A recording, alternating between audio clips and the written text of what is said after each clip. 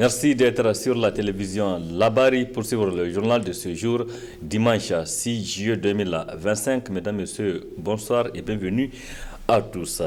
Nous débutons ce journal avec cette brève du sport direction Tawa, où on a joué il y a quelques instants la finale de la 50e édition de la Coupe nationale de football qui se joue ce dimanche 6 juillet 2025 au stade régional de Tawa.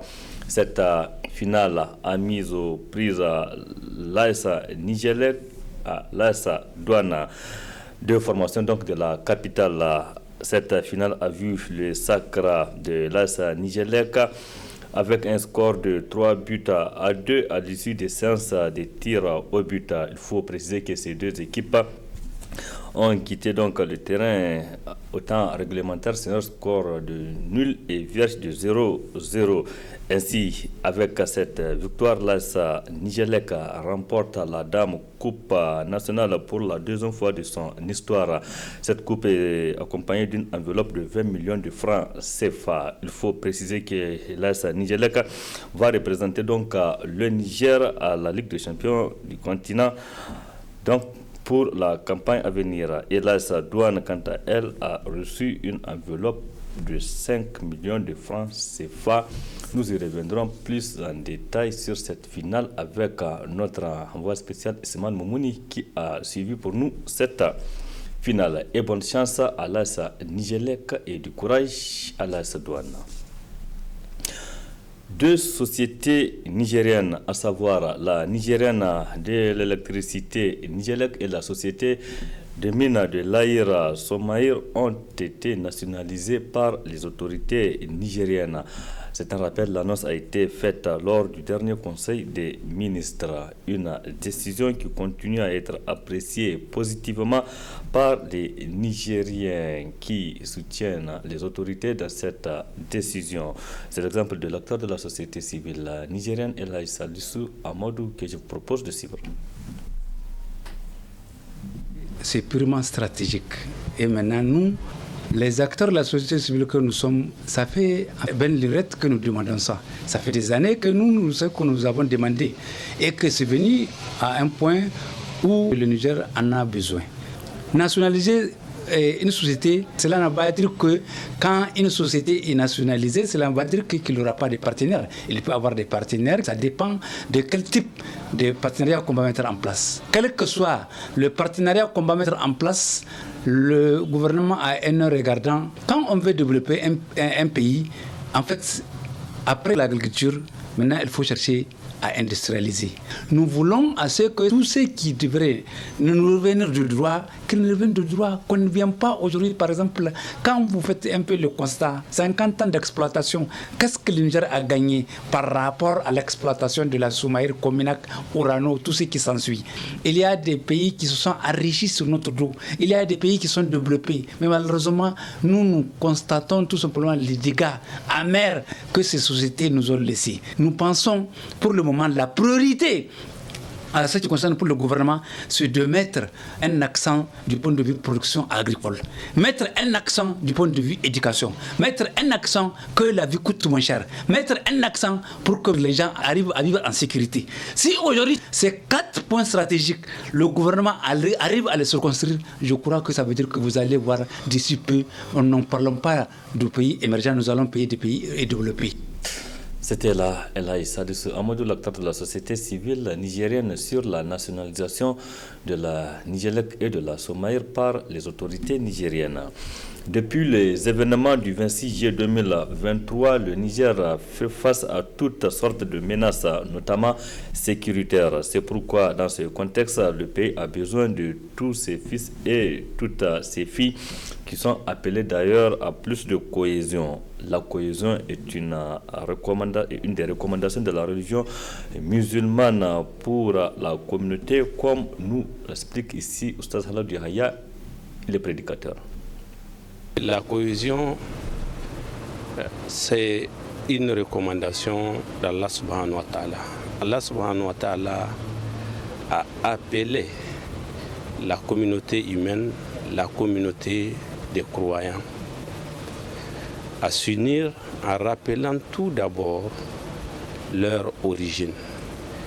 Allah subhanahu wa ta'ala a dit, oh, vous les humains, nous vous avons créé d'un mâle, d'une femelle, en communauté et en nation pour que vous vous entreconnaissiez. Le meilleur d'entre vous, c'est celui qui craint Allah subhanahu wa ta'ala. L'autre niveau, Allah subhanahu wa ta'ala a appelé les croyants wa'atasimu bihablillahi jami'an wa la tafarraqu. Et accrochez-vous tous ensemble à la corde d'Allah, ne vous divisez point. Donc qu'il s'agisse de la période d'épreuve ou d'accalmie, de quiétude, tel doit être le comportement, l'attitude, les bonnes pratiques que doivent observer les croyants et les citoyens d'un pays, d'une même communauté, et ceci, quelle qu'en soit l'époque, les conditions de vie. Cela est nécessaire parce que c'est ça qui garantit la poursuite et le succès, et c'est ça qui permet d'édifier, de contribuer à l'édification de ce pays, de la nation. Donc accrochez-vous tous ensemble à la corde d'Allah. Cela suppose, parmi tant d'autres choses, il faut se concerter. Il faut se conseiller mutuellement la vérité, mais il faut être endurant. Il faut faire des propositions. À l'endroit de ceux qui dirigent et ceux qui sont en haut doivent être compatissants. L'un dans l'autre, il faut être solidaires les uns à l'égard des autres. Il faut compatir, être compatissants les uns à l'égard des autres. Il faut s'entraider. Et de surcroît, Allah subhanahu wa ta'ala a dit wa ta'awanu 'alal birri wa taqwa. Et entraidez-vous dans l'accomplissement des bonnes œuvres et la piété. Et surtout, c'est ce choix qu'il convient de faire, plus particulièrement en période d'épreuve. Il faut se concentrer sur l'accomplissement de bonnes œuvres. C'était à l'instant Oustaz Haladou Yahya sur l'importance de la cohésion, notamment dans un contexte particulier comme celui du Niger. Ce week-end qui s'achève est marqué au Niger par la proclamation des résultats du brevet d'études du premier cycle à BPC session 2025 sur l'ensemble du territoire national. Ici, à Niamey, nos reporters ont suivi en direct la proclamation des résultats au jury du CG Centre. L'ambiance avec Adam Ousmana et Saloumi. Nous sommes au jury numéro 1 de Niamey pour le brevet d'études du premier cycle, pendant que les membres du jury s'activent sans relâche afin de délibérer. C'est le suspense du côté des candidats qui attendent impatiemment, souvent avec leurs parents, la proclamation. Puis vient le moment tant attendu, accompagné de cris de joie pour les candidats admis à cette session. Je suis fière d'avoir mon BPC, je remercie le Tout-Puissant. Ma mère sera contente de moi et mon père sera content de moi. Et je remercie le Tout-Puissant. Bon, je suis heureux, je suis très ravissant. Bon, je remercie Dieu. J'aimerais bien me préparer pour avoir un bon résultat. La joie est surtout immense chez le jury, avec à sa tête la présidente qui se réjouit du résultat obtenu par les 10 établissements ayant composé au CES Garbajibo. Ici, au niveau de notre centre, nous avons 432 candidats, y compris les déficients visuels. Donc au total, on a eu 111 qui sont admis au premier groupe et 142 au second groupe. Donc, avec un pourcentage de 59,62%. C'est vraiment bien. Donc, pour la première fois, j'ai présidé un jury que j'ai eu un pourcentage de plus de 50%. Sinon, donc, c'est toujours moins de 50%, mais cette fois-ci, vraiment, les élèves ont travaillé. Vraiment, c'est rassurant. Occasion également pour prodiguer des conseils aux candidats auxquels la chance n'a pas souri pour cette session. Je leur souhaite une bonne chance pour la suite, de s'armer de courage et ne pas se décourager. Dans tous les cas, un examen, c'est comme ça, soit on réussit, soit on échoue. Donc il ne faut pas se décourager. Ça remet du courage pour la prochaine séance, Inch'Allah. Normalement, on devrait les soutenir malgré leur échec et se dire que ça fait partie de la vie. Ils vont plus avoir une leçon de vie, quoi. Bonne chance à ceux et celles admis au second groupe pour les épreuves orales et courage à leurs camarades qui vont devoir reprendre la classe de 3e. Ainsi va la vie et ce n'est pas la fin du monde. Merci Adam Soumana. Bonne chance aux candidats admis et du courage aux candidats qui ont échoué. Il faut préciser que le second tour pour le BPC est prévu en principe pour débuter le 8 juillet prochain. Pendant ce temps, les candidats aux examens du baccalauréat session 2025, eux, se préparent pour affronter les épreuves qui vont débuter le mardi 8 juillet 2025.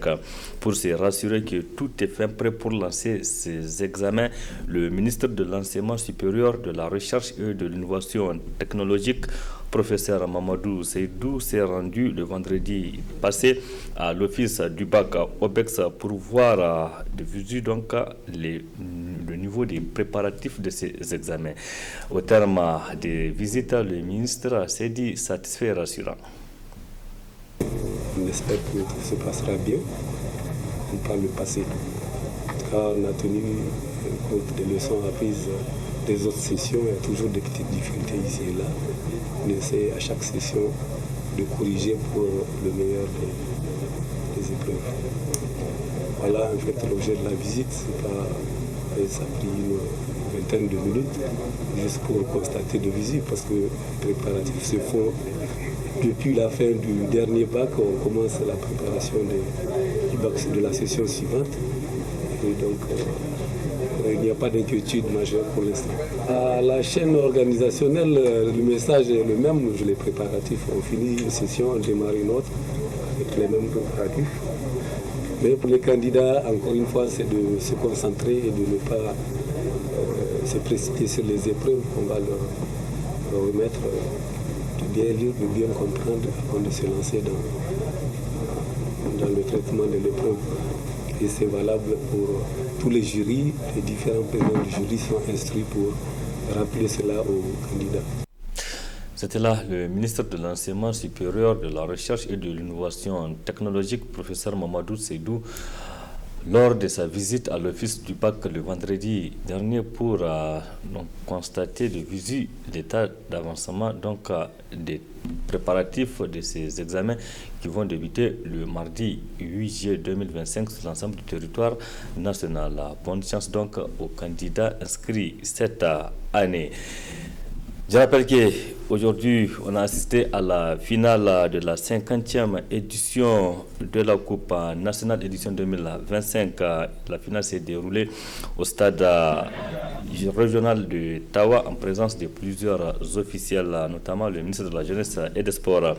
Cette finale a mis aux prises l'AS Nigelec à l'AS Douane. C'est l'AS Nigelec qui a remporté la Dame Coupe mise en jeu avec une enveloppe de 20 millions de francs CFA. Et c'est pour la deuxième fois que cette formation de la Nigelec remporte cette Dame Coupe. L'AS Nigelec va représenter le Niger donc à la Ligue des Champions. Le deuxième donc de cette compétition, c'est l'AS Douane qui a perdu devant l'AS Nigelec 2 buts à 3 après 0-0 au terme du temps réglementaire. L'AS Douane donc quitte le terrain avec une enveloppe de 5 millions de francs CFA. Félicitations donc à l'AS Nigelec et du courage à l'AS Douane. Nous y reviendrons plus en détail sur cette finale avec notre envoyé spécialiste Moumouni qui est sur place au stade d'Ottawa. Point final de cette édition. Merci à vous de l'avoir suivi. Restez en compagnie du programme de la télévision Labari.